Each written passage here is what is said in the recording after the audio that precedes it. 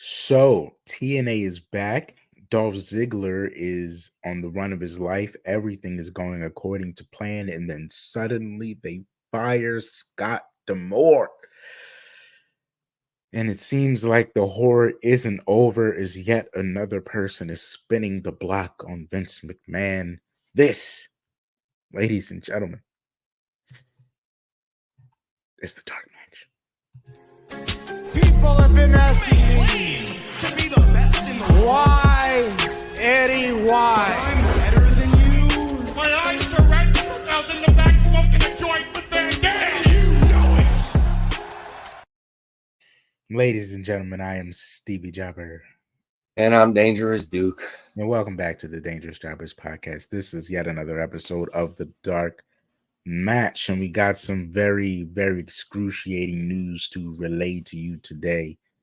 As it seems, after all the work that Scott D'amore, Team Canada, has done to bring TNA Impact back to its glory, back, restore its name, restore the Cross the Line theme song, restore a $10 WWE original app way to watch all the pay-per-views, all the shows, and the weekly show the day after it drops.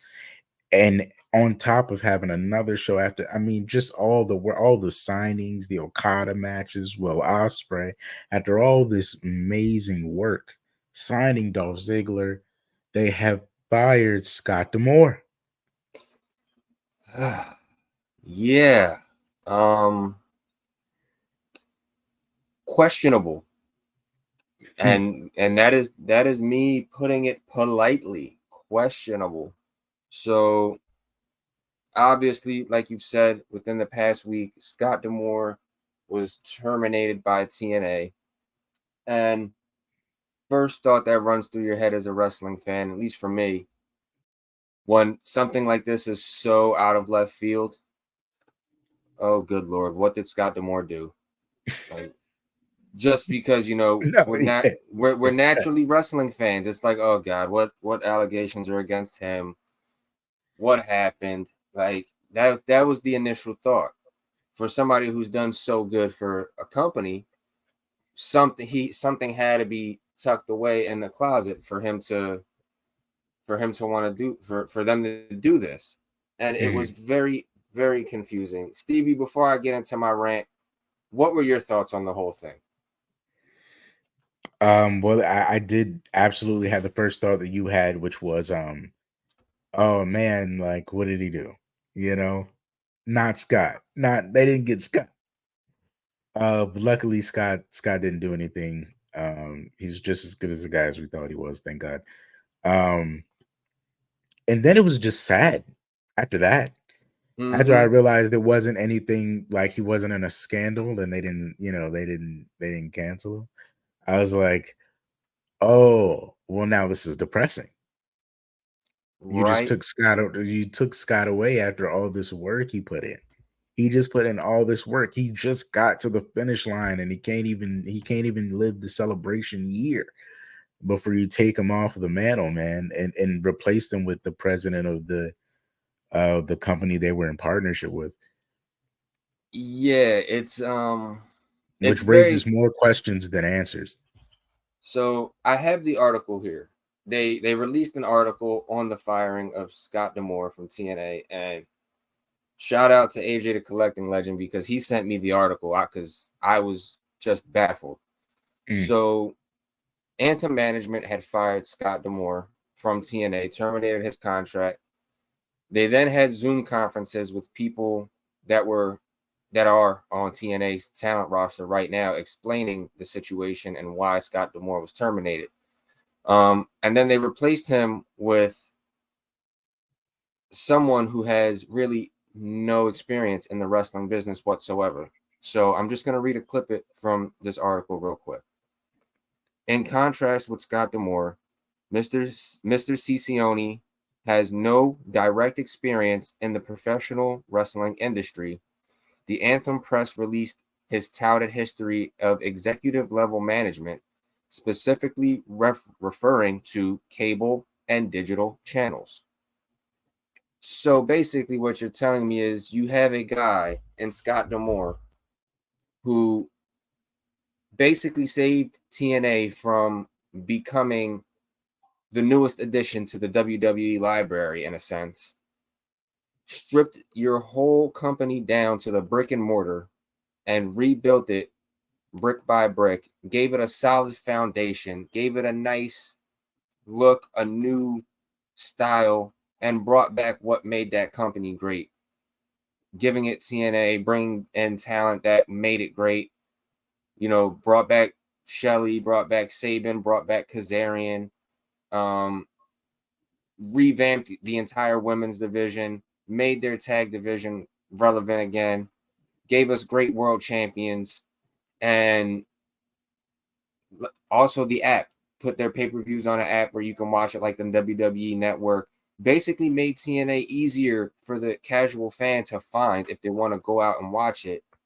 I watch weekly. And you fire him for no reason, and you replace him with someone who has no prior experience working in the wrestling industry whatsoever.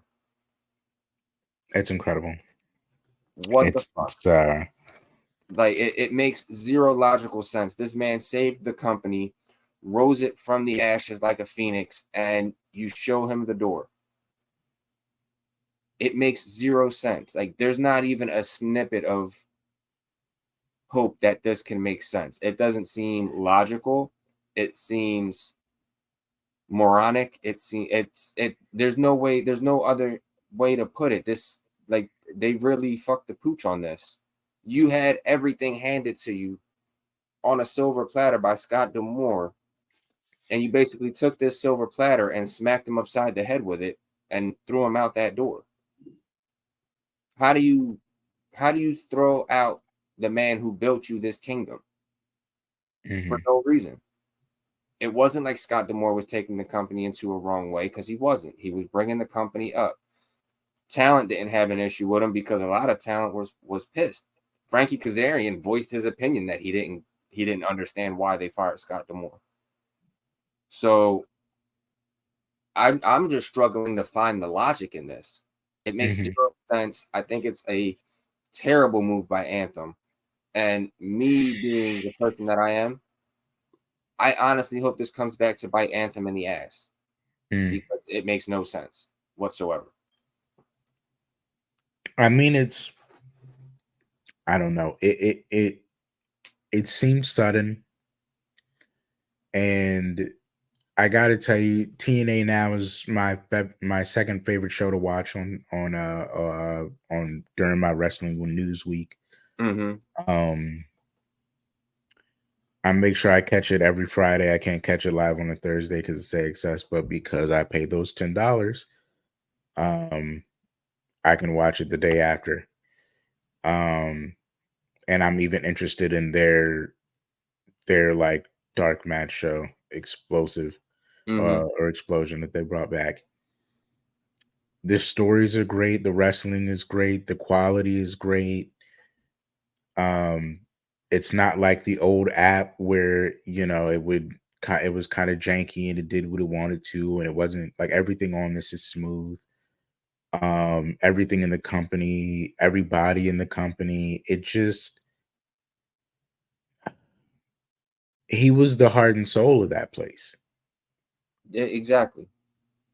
And I saw some things that, like, maybe it was a budget issue, maybe he wanted to push for more talent and they didn't want to extend the budget, or maybe something like that. But whether that is fodder or not, I just don't see a situation where, unless Scott had done something dramatically wrong, that you would just uproot him and replace him with somebody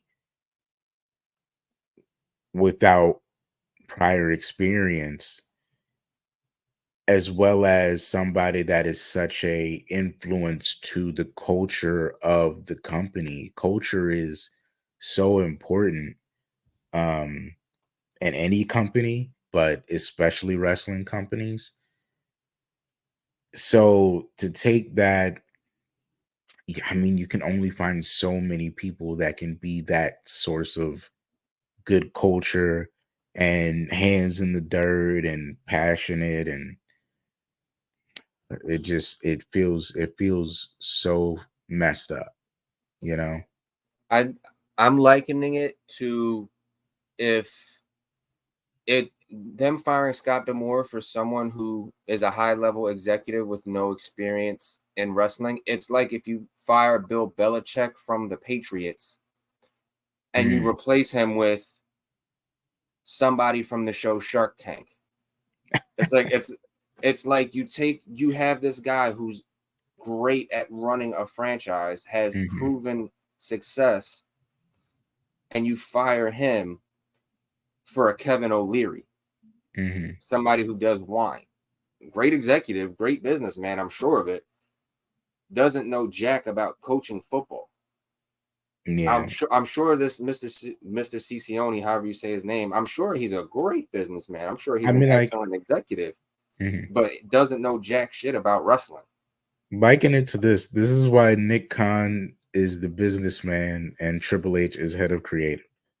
Yes. This is the thing that you do. You run all of this, you know more of it than I do. You are embedded in the culture. You should be in charge of that. Now, if they would have said Scott D'amore has been relieved of his duties as president, okay, cool. But No, if but he still they said fired. but You if know he what I'm still does saying? creative, let Scott still do the creative side. Let Scott still do that. And you want to bring Mhm. Ciccione in as the president, that's fine. But as long as Scott D'amore still does the creative stuff, Mm, that's okay. But you just let Scott go completely and now mhm, have this new guy taking over all of Scott's duties. That makes no sense. mhm, That is what's really stupid on from what I see. mhm. Because now it kind of takes, like you said, TNA is the second best show for you to watch during the week. I think just by firing Scott D'amore alone, TNA goes from number 2 to number 5. Mm. And that's being generous at number 5 because I think AEW takes a step on them now, a step up. MLW is definitely going to take a step up on them. GCW may even come up and take a step above them now at this point. They just went from being the second best wrestling promotion in the States, arguably, to probably the 5th. Mm. Just from seeing that you have no wrestling mind in your creative department. We know how that goes. It doesn't pan out well. It didn't pan out well for WWE when they had Mike Adamle come in as a Mm. creative guy for like 6 months. It doesn't Mhm. pan out well. Yeah, I just it does worry me. And I mean, I'm embedded now. You know what I mean? Like I'm gonna keep watching the product. So now I'm at this tough place that we were at with AEW at a point where it's like, well, I'm here now. If it's Yeah, it's bad, like I we gotta we tell you it's bad. Like, yeah, like we were too far invested into it when it was good to walk away when it's bad. So if it's bad now, we're gonna tell you it's bad. and I mean to the talent there, I know it's a huge hit for them. And so but we know what they're capable of. So now, like, if the product is bad, there's going to be a glaring Yeah. underlying issue, right? So I mean, I hope that I hope it I'll say this because I don't want the product to suffer, but if it suffers dramatically and it results in them rehiring Scott D'amore, at least for creative, I'm fine with that. Mm-hmm. I would just hope that this isn't now another 3 steps back for TNA, Mm-hmm. because they've let go of Scott D'amore and refused to bring him back if things don't work out, you know what I mean? They Um, they've come too far to take 3 steps back. They can't afford it. yeah, yeah. And transitioning, speaking of 3 steps back, man, I mean, we cannot take any more steps away from Vince. Like, I'm so glad WWE is in no association with Vince McMahon anymore. Like, it just is. It's getting unrelenting.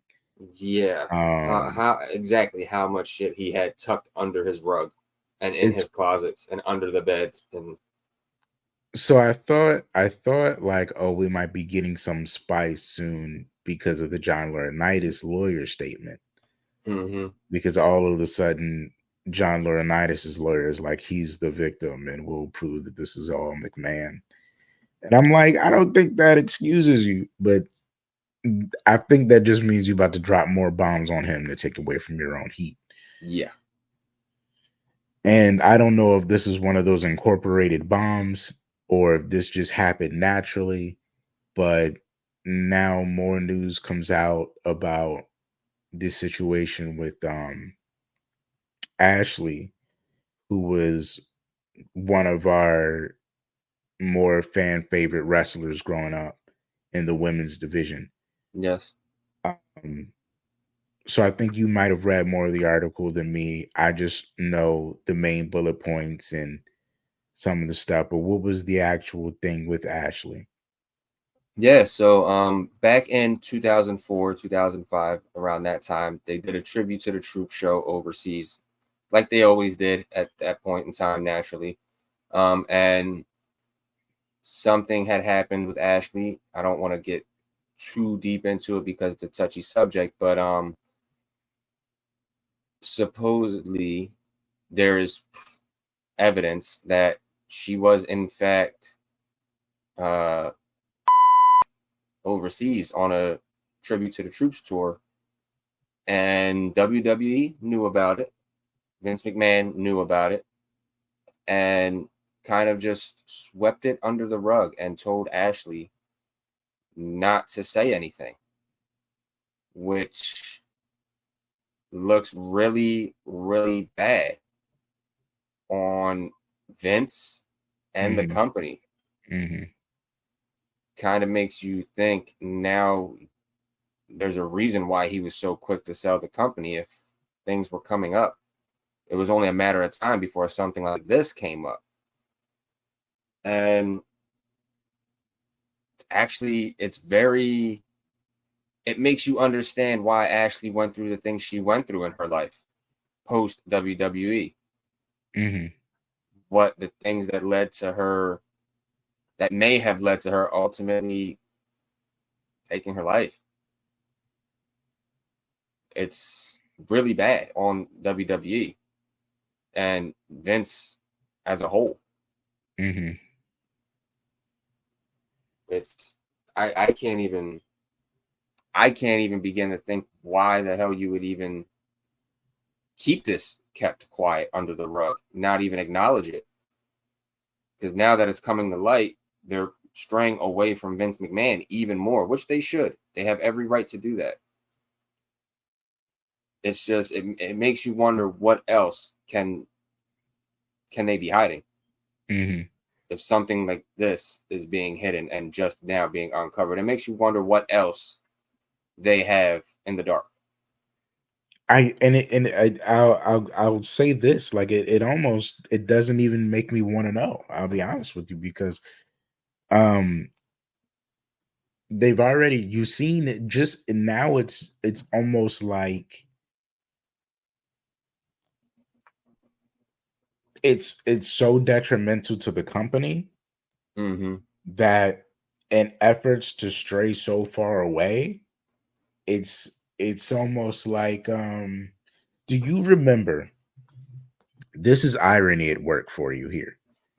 Do you remember um Enzo getting fired from the company? Yeah. When Enzo got fired, it was random abuse allegations, right? Was Mm-hmm. it abuse? No, it was Was sexual it assault was it sexual allegations. assault? He Mm-hmm. got random sexual assault allegations. He was dropped like a bad habit, no investigation. And then they ran the investigation and found nothing, right? Mm-hmm. Enzo's on the indies, he's perfectly fine. Mm-hmm. Same thing happened to Zachary Wentz. Zachary Wentz's ex-girlfriend posted a picture accusing him. No Of abuse, real, yeah. dropped him like a bad habit. No real investigation, or they did an investigation and found nothing because there was nothing. And now he's in TNA doing fine. It almost seems like the way they've been dropping them through the years for like random nonsense. Now all the legitimate stuff is like coming right back to you. Mm-hmm. So where there was nothing for them, all of yours are accurate. So we were like shooting bullets at these things that were like mirror reflections of what needed to happen to you Yeah. all these years. So now it's like anybody that catches this stray, we know it's legit because there's way too many millions of investigations done proving that damn near anything they say he's done, he's done. Mm-hmm. So it's just people catching strays now. You know, it's John, it's Brock, it's it's whoever was in the mix at all. They're catching a stray, and they're getting Thanos stamped away from history. Now, but see that's the thing I'm struggling to come to grips with, and if somebody has an opinion on it, drop it in the comments, let me know. But as far as everything with Ashley goes, they were quick to fire Zachary Wentz for what his stuff was that ended up being not legitimate. They were quick to fire Enzo with his stuff that ended up being not legitimate. Everything ended up being proved that these men were innocent.